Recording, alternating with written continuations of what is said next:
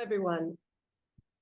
My name is Julie Klein. I'm the Associate Director in the Center for Latin American and Caribbean Studies here at the University of Wisconsin-Milwaukee, and we're very pleased to have you join us this evening for this second in our series with Vanderbilt University, Contemporary Topics in Latin America, a webinar series for educators. I'm very happy that we're going to be doing this together with Vanderbilt Center for Latin American, Caribbean, and U.S. Latinx Studies, and also with the Pulitzer Center for Crisis Reporting. And it is through the Pulitzer Center that we have the opportunity to hear journalist Abrahm Lustgarten, who will be introduced in just a moment. Abrahm, thank you so much for taking the time to join us for this. Working with the Pulitzer Center is a great pleasure for us. And I want to thank also Farid Mostofi, who had to step away this evening, but who has done most of the details in setting this up for us. And also Hannah Burke, who is joining us as Senior Program Manager at the Pulitzer Center. So Hannah, can I turn it over to you and I'll take the waiting room back? Absolutely. Thank you so much, Julie. Thank you, Louisa. And thank you so much to everybody in the room for taking time out of your Thursday evenings to be here with us and talk about climate, migration, and the power of journalism today. I want to invite everybody here to tell us a little bit more about who is in the room, and so that we can connect with each other as well as with our guest presenter today. So please feel free to open up your chat and share with us your name, your pronouns if you want to, what your role in the education space is, and maybe your location. Where are you coming from today? My name is Hannah. My pronouns are they, them, and I'm a senior program manager at the Pulitzer Center, and I'm coming to you from my home in Washington, D.C. today. And Abrahm, do you mind just letting folks know a little bit about yourself before we get started today? Yeah, happy to. I'm Abrahm Lustgarten. I'm a reporter with ProPublica, sometimes working with the New York Times Magazine, and I'll tell you a little bit more in my intro, but I report on climate change, and I've been reporting on climate migration for a number of years, and just published a book about that called On the Move.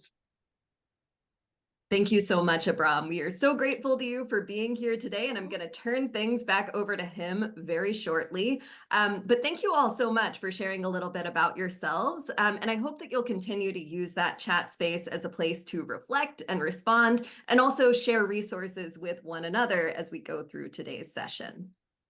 Here's a little bit about where we're headed with our time together today. We're just getting into a little bit of welcome and warm up right now, and I'll share a little bit more about the Pulitzer Center and our mission around underreported stories in journalism before introducing Abrahm to take it away for a presentation today. We also have time set aside for your questions, so be thinking about what you'd like to ask Abrahm today. And we'll finish up today's session by looking at and doing a little bit of brainstorming around how you could bring these topics and potentially these resources, this journalism, into your classroom, your teaching practice, and to your students directly. So we have some resources to share with you and some questions for all of you so that we can think about how this topic connects to our students on local and personal levels. So we'll start with a little bit of an intro to what the Pulitzer Center is, how it brings together journalists and global issues, and how it shows up in the classroom. So most basically, the Pulitzer Center is a global journalism organization, and our mission is to champion the power of stories to make complex issues relevant and inspire action. We support stories about a broad range of systemic global issues. That's the one thing that connects the many different things that our journalists are reporting on at any given time. These are the kind of big buckets that those issues fall into, but our journalists are going beyond the headlines to think about the root causes of these problems, their human impacts in many different places around the world, and trying to think about how understanding those two things, its impacts and its causes, can help us to develop solutions and inspire action within our communities.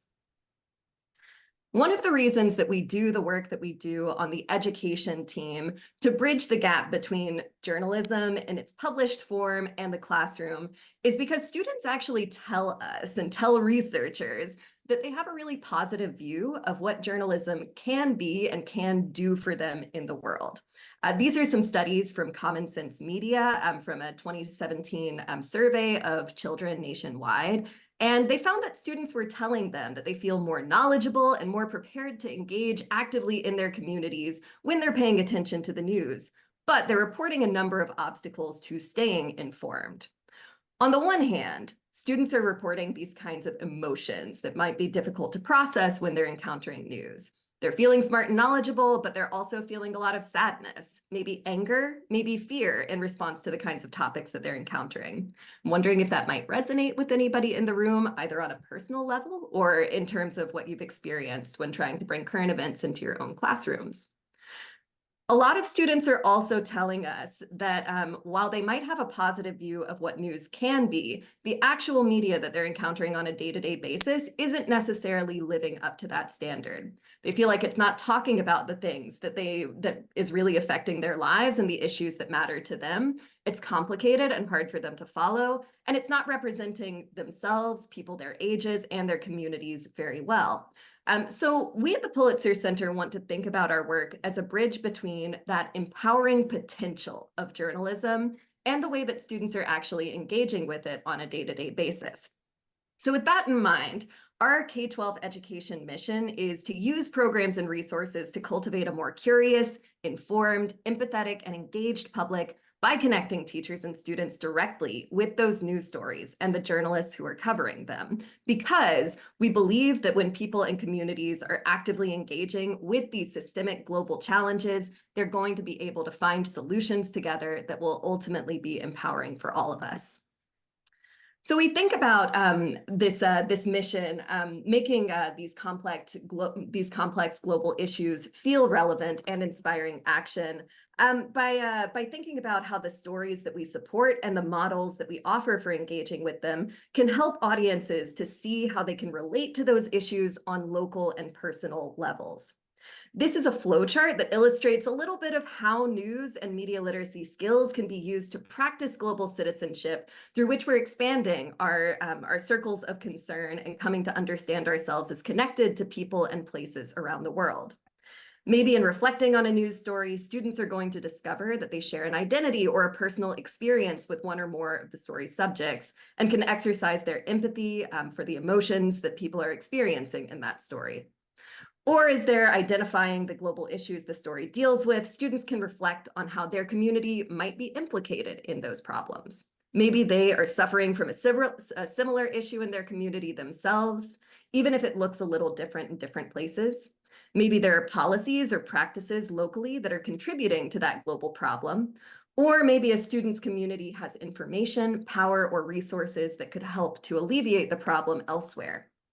So we're going to dive into some resources a little bit later for how we can think about making these kinds of local and personal connections to the stories that we're exploring today and bring them into our classrooms directly as a tool of empowerment for students.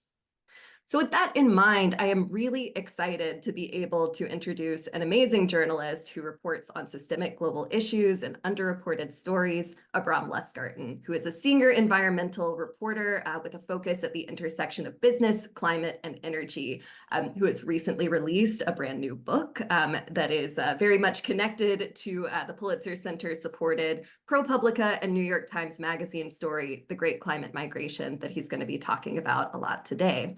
So Abrahm, thank you so much for joining us. I welcome everybody to think about your questions for Abrahm while he's presenting his story. And feel free to start putting those into the chat. I'll be keeping tabs on them and making sure that they get answered at the end of his presentation. So turning things over to you now, Abrahm. All right. Well, thank you so much. It is fantastic to be here today. I appreciate the opportunity to come and talk about this.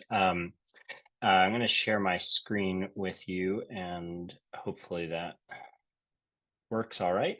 So let me just tell you a little bit more about myself.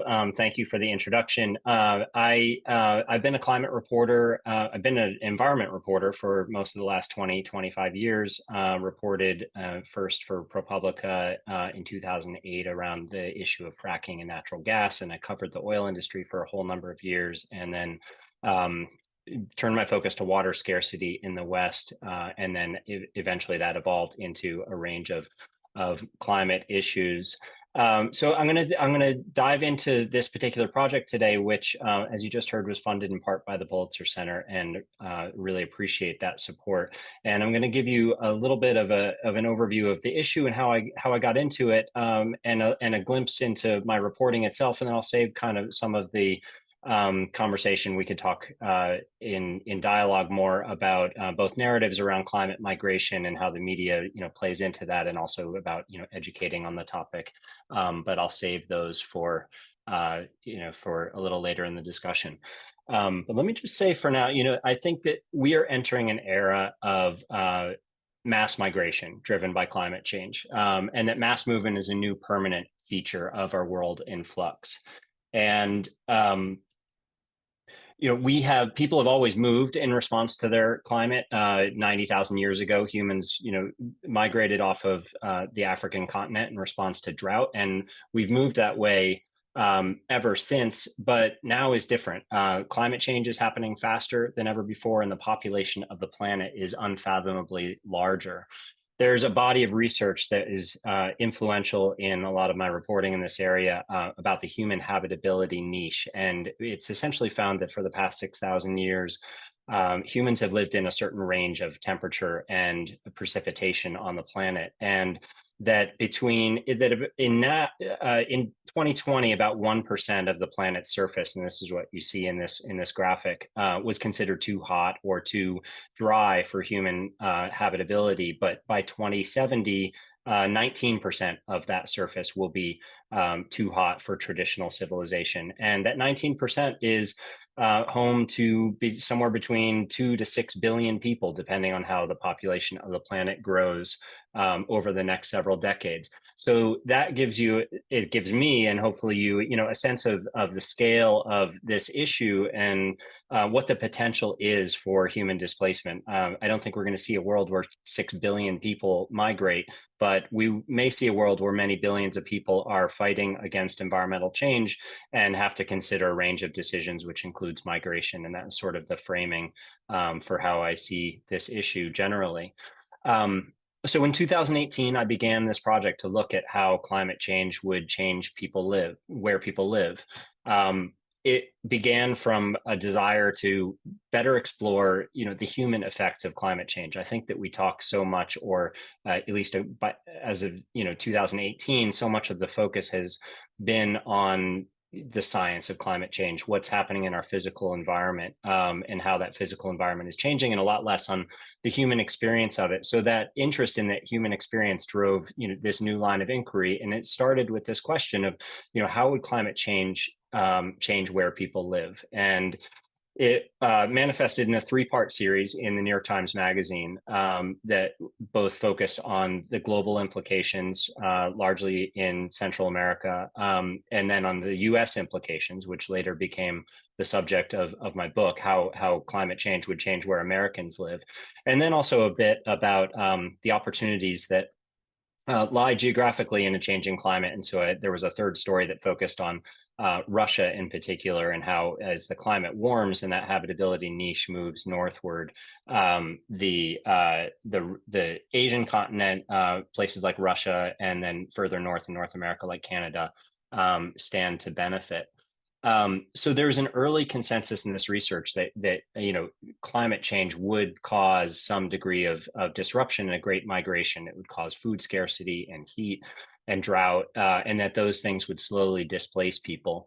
And there was some work that focused on the hotspots and modeled the hotspots of where that change would impact the most people. This is a slide from the World Bank, which had done at that point some of the best modeling to project human displacement, but it looked at it internally in terms of how many people would move within a country's borders. You can see the hot spots here. So we have, Latin America is small compared to other parts of the world, but still a very, very significant number of people. And the World Bank's overall estimate of displaced people from climate change, this 216 million figure, is still really just a tiny fraction of what you just heard that I would expect to see globally, which is really just a much bigger figure. So as I looked at this, I considered what would reporting contribute, and a story would serve two ends in the ideal, as we set out on this project. It would educate it would educate people about the enormous importance and size of global migration, and my ambition was to try to quantify and predict how that migration would happen in a way that opened a discussion about what to do about it. And to that end, we took this modeling project that the World Bank had begun, and we independently, and this is actually where the Pulitzer Center's support was so crucial, worked with the data researchers that had developed the World Bank report, and who also worked with Columbia University, to try to model how migrants would move across borders, what the World Bank hadn't done, and in particular how they might move throughout Latin America and Central America and up into Mexico and to the United States. And another component of that reporting was not the data research, but the on-the-ground reporting. And this is the part that I'm going to dive deeper into now and share some stories with. But this is really about that human experience and the anecdotal experience. And my goal was to try to get inside people's heads a bit and understand their human decision making, that human process of how does somebody decide that the pressures that they're experiencing are too great to bear? How does someone decide when to move? So I'm just going to take you into my reporting. I arrived in El Salvador in May of 2019. And over the next several months and several trips, I traveled north from there into Guatemala and into across the border into Mexico, and traced the typical migration routes all the way up to the US border and to El Paso, Texas. These are migrants boarding the Bestia, the train that many migrants take to move through north-south through Mexico. In textbooks and reports about migration, researchers describe, a very clear mechanism for how large numbers of people move. They have those computer models I described that simulate that mathematically in detail, and I really wanted to get beyond that, to understand how people make this, this difficult decision, and also to understand something else, which is this question of, how do you decide who should be counted as a climate migrant? I mean, people migrate for so many reasons, and the environment and climate change is rarely the main reason, but I find that it's almost always sort of a subtle or a factoring reason, somewhere behind the effects of conflict or the effects of economic opportunity. So about a week into my first trip, I headed into the heart of Guatemala to a region called Alta Verapaz. And Alta Verapaz is an extremely vulnerable place, and it's comprised of a large remote blade of land reaching down from mountain ridges in the center of the country all the way down to flat fields in the Gulf of Mexico. And it's one of Guatemala's poorest states and has about 1.2 million people, so it's also among its most populous outside of Guatemala City. And the people here are mostly indigenous Mayan, and 90% of them live in extreme poverty. They farm, and their main source of income is they farm as their main source of income, and subsistence farming as well. And hunger is increasingly common as conditions there are becoming more difficult. So 80% of the population when I was in Guatemala could not always access sufficient food, and almost 1 out of 2 children show signs of stunted growth. In 2018, a starvation alert group affiliated with the U.S. Agency for International Development ranked Alta Verapaz alongside Somalia as one of the most urgent famine risk regions on the planet.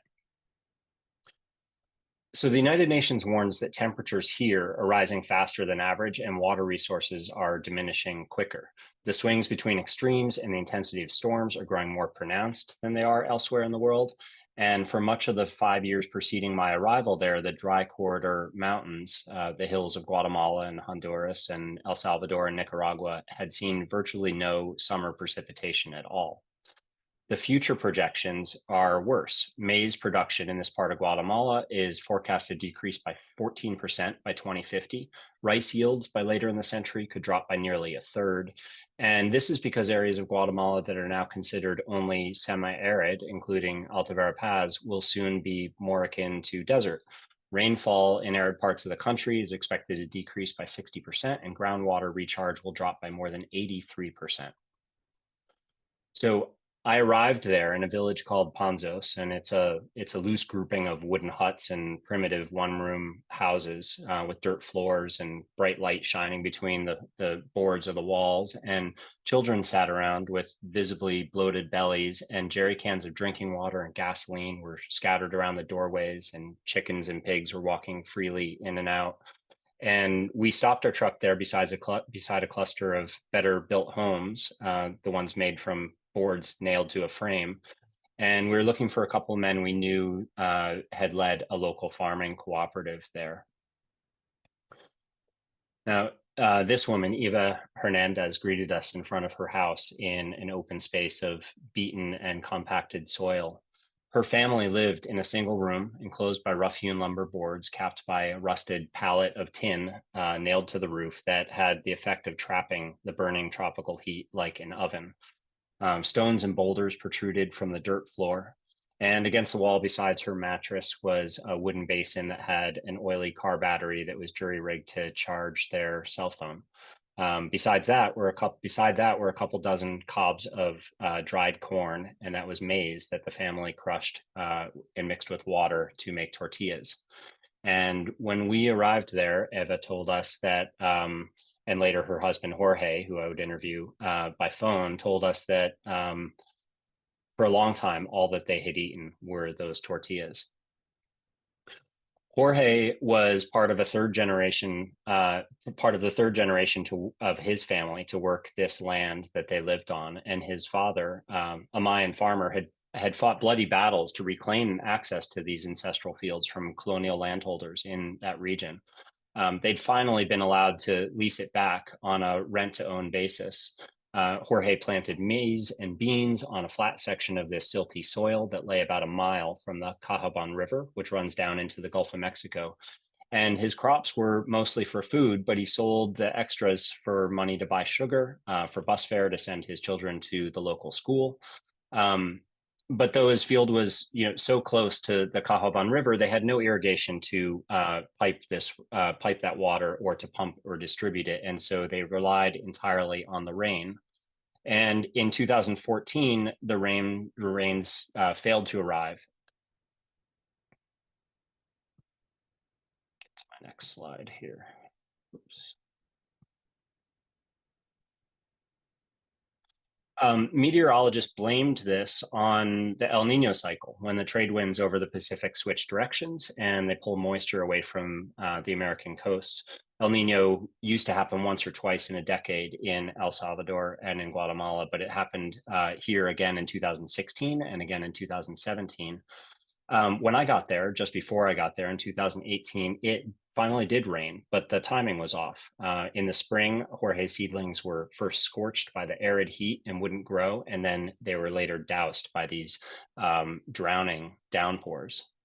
So that fall, Jorge gambled his last seeds on a second crop, which finally grew fruitfully. But then, just as they'd begun to grow, an unexpected flood came. And this is the variability of climate change and how it's affecting these people. So Jorge and his 7-year-old son waded chest deep into their water, searching for a few juvenile cobs of corn that they could still pluck and that they could still eat. What had first seemed like bad luck for them was fast becoming a matter of life or death. His children, malnourished, had not grown taller or gained weight in more than a year, and Jorge found his options increasingly limited. He'd already mortgaged his land for seeds. The big corporate farms in Guatemala weren't hiring because of the drought. Men like him were getting robbed and killed when they took dangerous jobs in places like Guatemala City. And the farm co-op that he belonged to had pleaded with Guatemalan agriculture officials for emergency aid.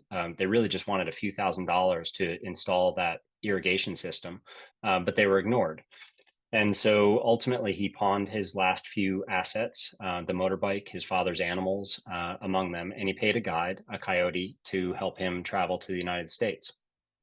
And one night, just 2 weeks before I arrived there, he gathered around in that same hut that I stood in with his entire extended family, and they shed tears and traded hugs.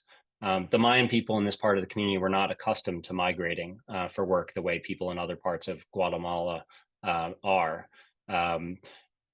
Jorge packed his and his son's belongings into a small plastic shopping bag, and just before midnight, they left. So I wanted to dwell here for just a moment and underscore how excruciating and heartbreaking a decision this was for Jorge and his family to make. And it's one of the things that surprised me most in my reporting. I'd expected to find something much more pragmatic, a neat list of pros and cons, a logical decision, the economic opportunities maybe in the United States versus, the downfall of continuing to farm in Guatemala. But instead, by all accounts, his decision to move was an absolute last resort. It was his attempt at mere survival. And I heard similar stories like this up and down Central America. Fathers torn from children, leaving land that they'd been attached to their entire lives. Marriages slipping apart over late night phone calls on disposable cell phones. And migrants facing terrifying unknowns in big cities like Houston or Los Angeles, not to mention the horrors of their travel between home and getting to the US border. So their migration wasn't pragmatic. It was an absolute act of desperation. They had done everything in their power to stay. And this is the pattern that we see in migration in general, and in climate-driven migration, is a reluctance to leave at first, and then a desire to move as short a distance as possible. Let's say those, getting those jobs in Guatemala City, and only as a last resort, moving out of country or moving far across continents. But by the time that had happened, there was no choice. I'm going to switch gears just a little bit and give a slightly different story, a slightly different perspective, because for others, the things that might force them to leave might be several steps removed from dying crops and paralyzing heat that Jorge had experienced. And yet a lot of these people can be, collateral damage to climate change just the same. And it raises the question of, what defines a climate migrant? In El Salvador, I met a woman named Edelvira de Jesus Cortez, and Edelvira was 22 when I met her, and she was working a job in the city cooking pupusas in a street side stand. And she earned about $7 a day, and her money was going to pay rent and buy baby formula. And she ate her own meals at work. And when we met, she told me that she has to leave San Salvador. She was planning to go to the United States and find housekeeping work in Texas. But that was an excruciating decision for her, meaning that she'd have to find somebody to take care of her daughter. So when American officials describe the reasons that Central American migrants are coming to the US border, they point to a whole host of reasons, most of them political, but they point to gang violence and conflict as leading drivers forcing people to move. And around the world, it's conflict and war and violence that remain the largest factors driving human migration. But Edelvira's story is an example of how it's not always so simple. Her husband was murdered by gangs in a small town in the mountains of El Salvador near the Guatemalan border. And that's what forced her to move to San Salvador with her infant in the first place. And now street gangs force her to pay protection money from her meager wages. So yeah, she is a victim of violence, and she may be driven out of San Salvador by that violence. But before she was a victim of violence, she was a victim of environmental change. She moved away from the village she grew up after a climate change driven coffee fungus wiped out half of El Salvador's coffee crop. And she says that she'd go back to that home community today, to her village, except for the drought that persists there. Her family remains in that village, and they're among the 44% of Salvadorans that the United Nations, until very recently, described as, often lacking a steady or reliable source of food. So if Edelvira leaves El Salvador, will she be a refugee fleeing violence, or would she be a climate migrant? And part of my interest and focus has been on how increasingly the difference between those two things is blurring. So I share those couple of anecdotes because I think that the human story is a lot more interesting than hearing just a long list of statistics and facts and the academics of climate migration. But I'm happy to talk about those too if you want to in a Q&A. But let me leave it at that for now, and I'm happy to. I hope we can have a good discussion. I'm going to stop sharing my screen. Thank you so much, Abrahm. And for folks who want to dig in deeper to this story, and in just a moment, we'll make sure that we drop some links to the reporting that's available online, as well as to Abraham's new book. But I want to invite you all to share your questions now. Please feel free to raise your Zoom hand. We're a small enough group. It's okay to also just come off mute, I think, and also to type into the chat if you feel more comfortable sharing your questions that way.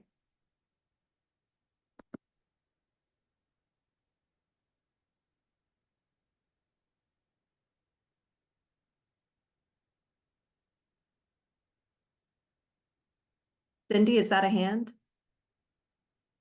Oh, sorry about that. Well, while folks are bringing their questions into the chat or formulating them, thinking about how they might want to ask, Abraham, can I ask you? I am curious about, knowing that this is a group of educators. We kind of started our conversations about why we do the work we do at the Pulitzer Center, talking about like difficult emotions that students might experience in response to the news. And we know that mental health around climate change is a huge issue. How do you maintain hope, your health, all of that while dealing with like really dire circumstances that you're reporting on, and empathizing deeply with people who are going through really difficult situations? Yeah, thank you for that question. It's not easy, and I have a range of answers, and it sort of changes all the time. But they all boil down to I practice some form of kind of compartmentalization, and also a little bit of maybe denial around the severity of the impacts that I see the world going through. The compartmentalization, it just allows me to, I focus deeply on the work when I'm in the work, and face that reality head on. And then there comes a time in the day or a time in the week when it helps me for my mental health to just sort of shut that off and go be with my family, or go do something fun, or go be in nature. And, for me personally, going for a bike ride, going for a hike, that kind of thing is really cleansing and restorative and helps. But I would also just say, about climate and the heaviness of what the research says about climate change. I've gone through stages, and I've talked to a lot of other people who go through similar stages, and I would describe that as there's a shocking sort of period of gaining familiarity and learning, and it can be very overwhelming. And then there's that stage of sort of depression with the reality of those facts, or grief maybe for what you realize that we're kind of losing. And then somewhere on the other end of that, I've arrived at a form of acceptance that leaves me in not denial of the severity, but a frame of mind that's much more pragmatic. That's about accepting that we live in in an era of uncertainty, and it's always going to be that way, and that there's a lot of work to do, and that the work that it still needs to be done to lower emissions or to help communities, countries adapt to the kind of changes we're talking about is really important. And so let's just focus on that instead of feeling too sorry for ourselves. Thank you so much for that. And I think Sydney and I were on a similar wavelength with the questions, but they went further, and want to pick up on what you were sharing at the end there. Sydney said, also wondering about how we can bring hope into this discussion, but said, for me, a big part of education is looking towards what can be done and what individuals can do. So can you talk about like what kind of role solutions and talking to experts about solutions played in your reporting process, and what you learned about that? Yeah, totally. And I think especially when we're talking about motivating students and engaging students, it's really important to understand that there is, like I said, a lot of work to do, but also that what we do right now makes an extraordinary difference in what happens next. So none of the terrible projections around climate change, both what it's doing to the world and and how people might move in response to it, are a foregone conclusion. Some of it's baked in, and some of that will continue because of the warming that's already occurred. But cutting emissions right now dramatically changes all of that kind of outcomes that we're talking about. And so I think that there's plenty of optimism to be found in finding those ways, the motivation, the technology, the jobs, the campaigns to reduce our emissions. The human habitability niche research that I was describing at the beginning of my talk, that suggests 2 to 6 billion people would slide outside of that niche, says that if we manage to keep warming to 1.5 degrees Celsius, which is the Paris Accord targets, which we might be slightly past now, but basically if we keep warming as low as possible, that their projections for the number of affected people drop by 50%. The people exposed to enormous heat and displaced from that niche, heat alone drops by 80% around the world. So that alone has just an immeasurable impact on the quality of life on this planet. And then there are the things that you can do that we all need to be doing, to directly address the changes that are already happening. And that means a whole host of things. But I spent time, as part of my reporting in El Salvador, I spent time with the World Food Program effort that had built a greenhouse in a small community that had seen a lot of migrants leave and move to the United States because they couldn't grow food at home. And this simple greenhouse project that had cost the United Nations something like $30,000 had transformed this community. People weren't migrating because they had plenty of food. They had so much food in this system that they were able to sell their excess food, and were buying animals and building out livestock, and had dairy, and I mean, just their prosperity had just improved in the course of like 48 months. A really small period of time, and it was inspiring to see, and it would be inspiring to work towards, and inspiring to fundraise for. I mean, there's just an example of many kinds of things that have tangible results from hard work. Thank you so much for that. And I'm kind of taking that language forward as a little bit of a mantra, that none of this is a foregone conclusion. So that's really helpful. I want to read a question from Amy here. Amy is asking, could you speak to the intersection of settler colonialism, the root causes of climate change, and the impact of climate change on Indigenous populations in LA and beyond? What resources might you recommend for high school history teachers who want to help the students connect historical developments to the current climate crisis and climate migration? And of course, I might just add, like, what have you used as educational materials for yourself around that? Yeah, wow. A very large question. So whatever I forget to answer, maybe you can prompt me and I'll keep going. But my book, not just to plug the book, but I have a chapter.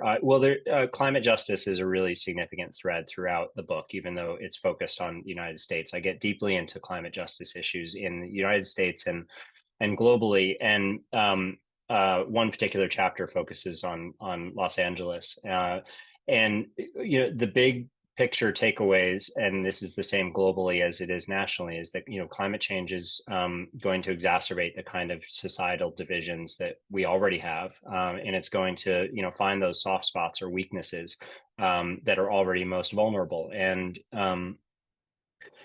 in the United States, but elsewhere too, one of our greatest structural vulnerabilities has been our longstanding inequity, and all of the unfairnesses of the past will kind of be amplified, and become greater problems in the future, in a climate change, in a warming future, if they're not, directly addressed and attended to. So in the United States, I look at this a lot in terms of like, you have a legacy, in Black and brown communities, for example, of redlining, the historical real estate practices that that basically downgraded minority communities as being not worthy of a bank support and investment. And fast forward 6 decades or a century, and those are the same communities that have seen less investment in infrastructure, like water sewage treatment or flood retention programs. So it leaves them more vulnerable to climate driven disasters than wealthier or whiter communities around them. And they're hotter. They have less tree coverage and less grass. Neighborhoods that were redlined in Los Angeles are 5 to 10 degrees hotter than wealthy, whiter neighborhoods a mile away that have more tree coverage and more lawn and more parks. And so those are ways that if those kind of disparities aren't rectified, that we can see as the world gets hotter, those divisions growing. And those same sort of patterns echo globally in the same way. One special area of interest of mine has been in the finance system, in the global development system, and how it supports or fails to support small island states and poorer countries that are on the front lines of climate change. And so globally, we see the same thing that I just described in Los Angeles, which is that the poorest and the least developed parts of the world, which are often also equatorial parts of the world, which are also often some of the most populous places on the planet, are going to be disproportionately impacted by warming. And then on top of that, we have, I think the question got at sort of the post-colonialist world a little bit, but so piling on top of that is not only the fact that the United States has caused a great deal. We've emitted 25% of the global stock emissions historically, and we've caused a great deal of the warming that's impacting these places.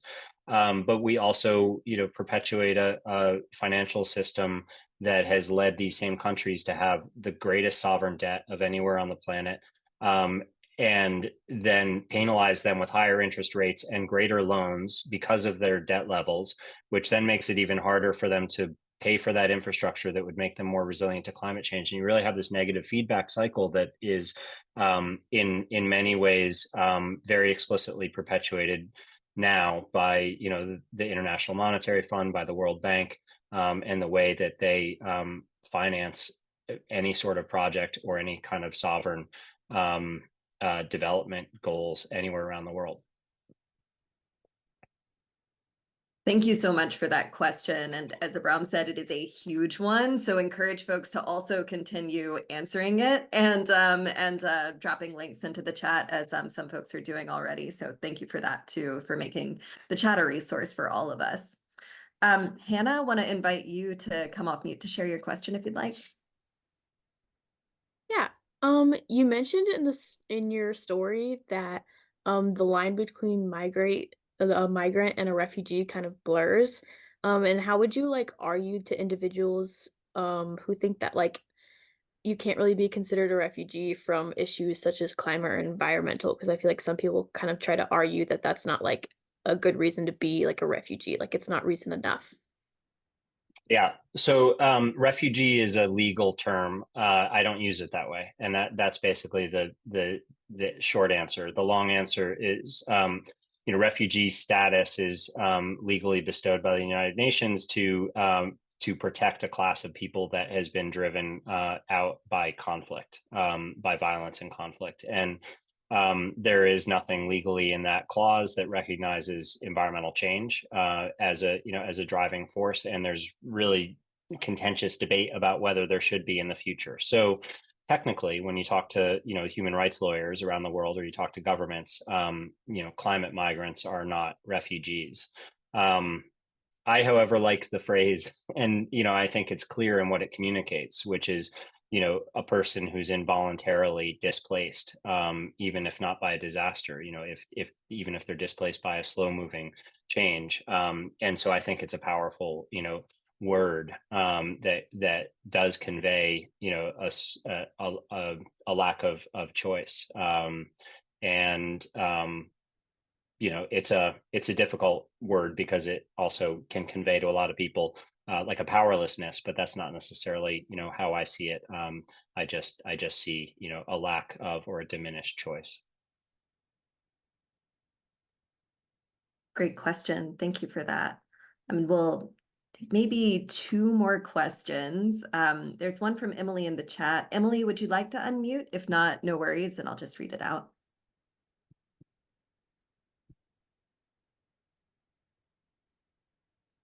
So Emily is asking, have you seen any support from international organizations or NGOs for climate migrants? Is there any support at all? And what are the gaps that you can identify? Yeah, there's an enormous amount happening in this space. And there wasn't as much, just 4 or 5 years ago. So it's also, I think, a rapidly increasing space. So two sort of quick things on opposite sides of that issue. Governments are really sort of loath to take this on, and it's really disconcerting. As a part of my reporting, I talked to a lot of folks in the U.S. Security establishment, and one of the things that I wrote about was a wargaming exercise that they undertook in Washington in 2016 or 2017. And it was an international gathering, including representatives from China and representatives from North Africa. And when the issue of borders and migration came up, it was not only like something that they didn't have answers to, but something that they just didn't even want to discuss. It was from a diplomatic perspective, pretty much off the table. That said, there's a growing, appreciation that it can't stay off the table within the U.S. security establishment, especially. President Biden has, at least rhetorically so far, identified climate-driven migration as a priority, as something requiring foreign policy response and foreign aid response. He hasn't quite put our money behind that yet and turn those into concrete initiatives, but there's a growing recognition. And in the NGO space, there's a lot of groups that are really active. My work's also been supported by the Emerson Collective, and they have a climate migration council and are pretty active globally on this. There's a number of others that are working internationally and across parts of the United States to think about what it means for urban planning, how you facilitate and help people in motion, how you help some of the communities that are trapped or left behind, which is also part of the equation, is people who can't migrate. And so there is a lot of fresh thought in this area. Thank you. A great question. And Cindy, would you like to ask yours aloud?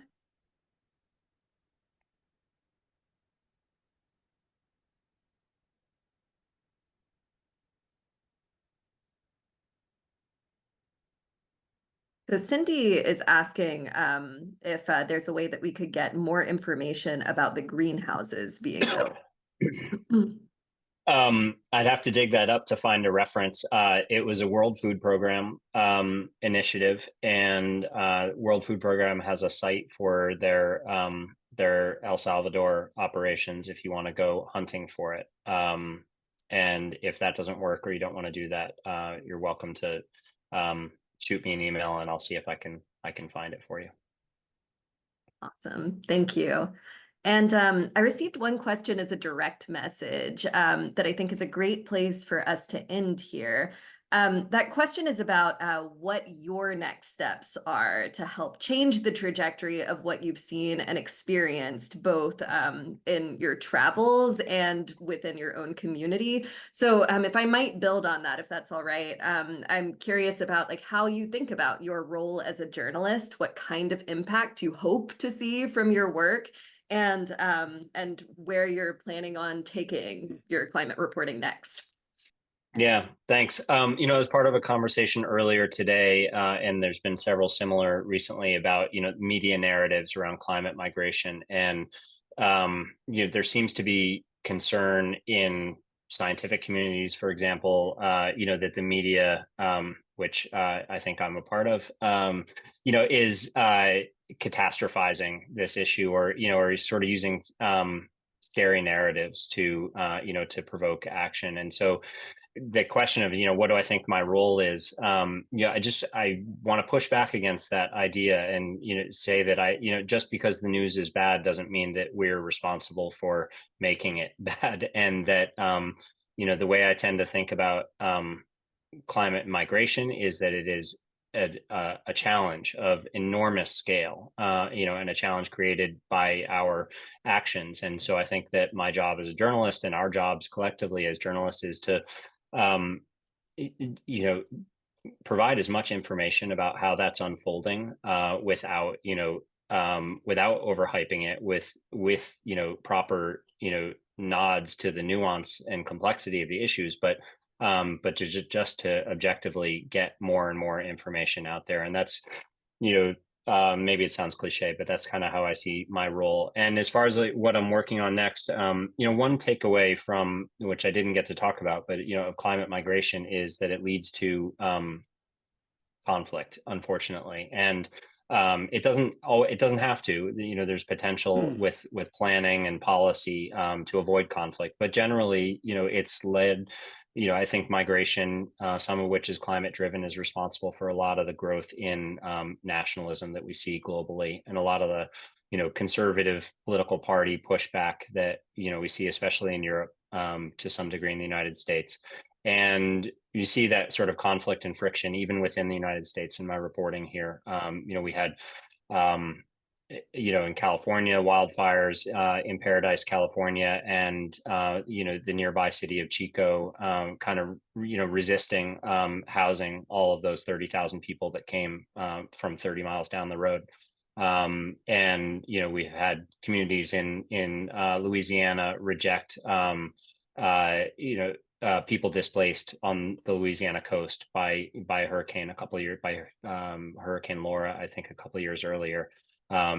Partially out of racial concerns. And so you see those conflicts even within our borders and beyond borders. And I'm doing some work now to, explore those flashpoints and conflict points a little bit more. Thank you so much. And I've put some links to check out a little bit more of your work. Abrahm, if there's anything else that you want to share, social handles, et cetera, other places that we can find and follow what's coming next from you, please feel free to share that with folks. And just really grateful for all of these wonderful questions that folks have asked, and for having the opportunity to learn from and reflect with you about some of these really, really pressing issues. And folks, together, we want to turn to, in our final minutes here, a little bit of reflection about how this applies to the teaching that you're doing, to your students, and how they might be able to connect with this work. Through your questions, I'm already seeing a lot of those kinds of connections shining through, but we want to take maybe just 90 seconds as we're starting to look at resources to connect your students with climate migration issues, to invite you to share a little bit about what you think would be exciting for your classrooms and what you think might be challenging about sharing either this reporting or this topic, more broadly speaking, with your students. Please feel free to use the chat to share in response to either or both of these questions. And if you'd like to come off mute, just raise your Zoom hand, and we'd love to hear from you out loud as well. And Laura, I see your hand up. Do you want to speak to this, or is that an old hand? Yeah, I keep I'm not sure if I'm raising or not raising. I keep like putting it down because I don't know if my timing's right or not. And so I thank you so much for the opportunity to come together around this issue tonight. And I'm experiencing it on multiple levels, right? As an interested citizen of the world, right? But then my teacher hat came back on, and I started thinking about how my students, a lot of times when I talk about global challenges and migration, I see at the end of a unit, despite my best efforts, they're coming to like, oh, these poor victims that have to migrate, instead of not seeing the hard work that people are doing in their local communities to try to save, that the migration is the last resort for many people. And I'm thinking back to, I participated in a Vanderbilt and Tulane Summer Institute a couple of years ago, and we went to Panama and learned about how climate change is affecting coffee farms, and how like the Canal Zone Authority was investing in local farming communities to sort of help them try to mitigate some of the effects of climate change on their property, and we learned about cooperatives, about how farmers are coming together to support each other. I'm just wondering if there are any examples, maybe from other participants or from you as presenters, about community efforts that we might want to share with our students to that are kind of uplifting and show the power of these local communities too. But I did come away from this with so much that I do plan to share with them, great examples. And I didn't even know about the situation in El Salvador with the coffee a few years ago. So I've got lots of ideas to share with my classes, and thank you. Yeah, thank you so much for that, Laura. And I'm hearing like a lot of resonance here, right? And also hearing like that challenge around teaching this in a way that both like highlights empowerment and agency of people who are caught up in this migration process, and also like looking toward solutions in the community work that's happening, right? Yeah. And I think I'm like seeing some resonance from others in nods and in the chat with that. Would also love to hear from other people about like what is sticking out here. What from this presentation would you want to share with your students? What do you think would be a challenge? And we're going to come back to those questions, Laura. I hope that some of the resources that we have might be helpful, and really invite anyone in the chat to share things that have been useful for you that you may have used with your own students. Thank you. I want to share. Oh, sorry, go ahead. I would like to just share briefly my experience as an educator and as a migrant myself. I think that we as educators have a great opportunity to change the way that the receiving place has when seeing migrants. So instead, I really like that when you said, instead of victimizing the people arriving, I think we have the opportunity to elevate the values that people have to offer to a new culture or new society, knowing that migration has been always happened, and I believe it's a natural thing for people to move from one place to another, but it has been stigmatized for political and economical reasons. And because then it becomes an issue, yes, for the people who have to leave their families, but also for the family who might have to share the school, the streets, and housing, right? So I think for me, for myself, and for my students is just elevating what other people have to bring beyond the political platform, beyond economic issues that it might represent for our culture and society. It's about the people, and who knows, as the author said, we might have to immigrate sometime in the future as well. So I think that possibilities of just the human experience is vibrant, it's alive, it's a dynamic changing world, and we cannot control climate change, we cannot control immigration. So I think what we can control is our thinking and our view on the people who come and live near us. I'm sorry, I've been sick this whole week, so my voice is awful, but thank you. Well, I hope you're feeling better, and thank you so much for sharing your insights and your experiences with us, Eduardo. And I think that speaks really beautifully to what the power of really good, successful journalism can look like, and highlighting like those human-centered stories, and starting with how are people impacted by the issues that we're talking about? How can we avoid abstracting this problem, and make sure that we're really talking about who is caught up in this crisis, and how is it affecting people? I also just want to read this reflection from Polly, who says that highlighting the work that youth climate activists from around the world can help North American students connect and understand and be inspired by people their own ages fighting for their people and the world in the context of climate change, and seeing a lot of resonance with what Eduardo shared as well. So thank you, folks, for thinking a little bit about these challenges and these resonances and how this might show up in your classroom. Really grateful for the educators in this room for bringing in your experiences.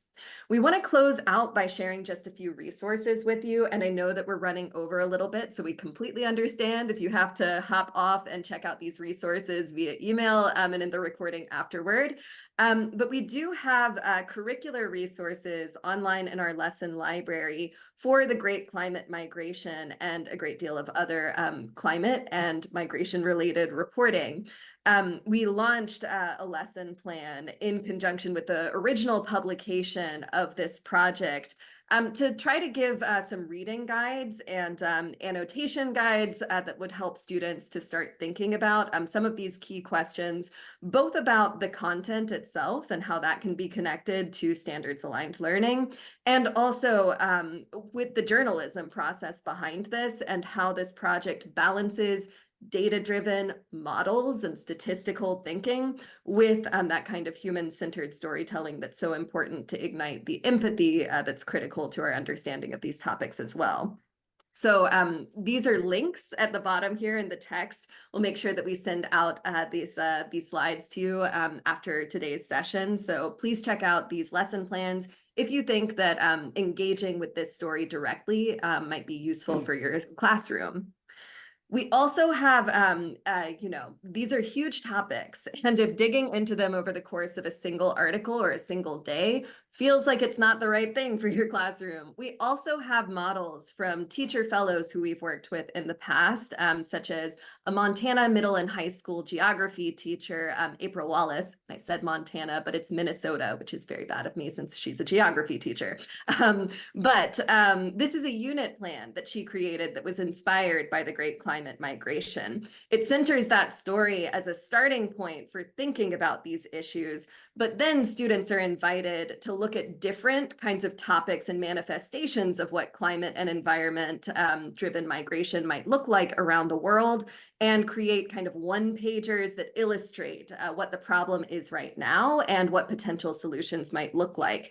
And after doing that kind of research work and doing comparative work about how this looks in different parts of the world, students in that unit, by thinking about what a solution to this problem could look like, and writing letters that advocate for policies that address climate migration at a local, national, or international level, depending on their assessment of what would be the most useful direction to go. So encourage you to check out what can be done in the span of a short engagement with this topic, as well as how it can be expanded to really think about where students could take this with their critical inquiries and thinking about solutions-driven projects.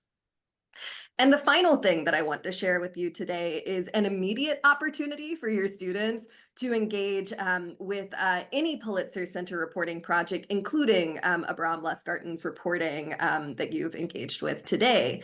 We have a poetry contest open right now that very much speaks to the question of how we process the news, current events, and difficult global issues in a way that is both productive for ourselves, so that we can deeply engage with them, not disconnect from them, but instead like really think about how they connect to our lives, and also useful for other people by amplifying the people who are most affected by these issues.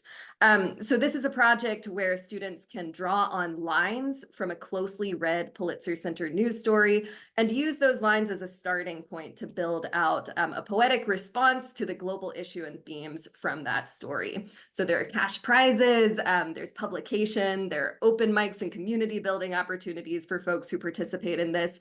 And we are just a little bit over 2 weeks away from the deadline right now. So feel free to reach out to me, reach out to the Pulitzer Center if this is something that you're interested in bringing to your classroom. There are a lot of resources available on our website, including suggested stories and graphic organizers and slide presentations for introducing it to your students. So a lot of different entry points depending on how much time you want to spend with that kind of project in your classroom. And one of my very favorite things about it is that you're able to introduce it to students through the work of other students who have been successful at engaging with this project in the past. So there's a lot of student work available that responds to these global issues really passionately and empathetically, and makes connections to a lot of different kinds of climate and environment issues and beyond. And we do welcome entries into this contest in any language, and have had winners in Spanish and English and in Chinese before as well. So if you have questions, folks, we would love to connect with you after this. So please feel free to reach out to us at the Pulitzer Center. We are really grateful to all of you for your time and for your insights, and for sharing so openly with us today. We do have a closing survey for you. There's a QR code on your screen. I'll also put the direct link to that in the chat in just a moment. And I believe you'll be receiving it in a follow-up email as well if all else fails. But we would be really grateful if you could tell us a little bit more about how we can improve these kinds of workshops for you, and help us to document their impact as well. So thank you, folks. Thank you so much to Abrahm for taking time out of your evening to be with us and to share your knowledge with us today. And I want to turn things back over to our amazing partners, to Julie and to Louisa, to close us out today. Thank you, folks, so much for organizing this amazing event. First and foremost, thanks to Abrahm for sharing his work and spending the time with us. Hannah, wonderful, wonderful effort to pull everything together. Thanks to Vanderbilt Center for Latin American, Caribbean, and Latinx Studies, Luisa Matos da Costa, if she's still here, is right there, and our planning partner, and we'll be continuing this series next year as well. Contemporary issues in Latin America. Thanks all for spending the evening with us, and thank you.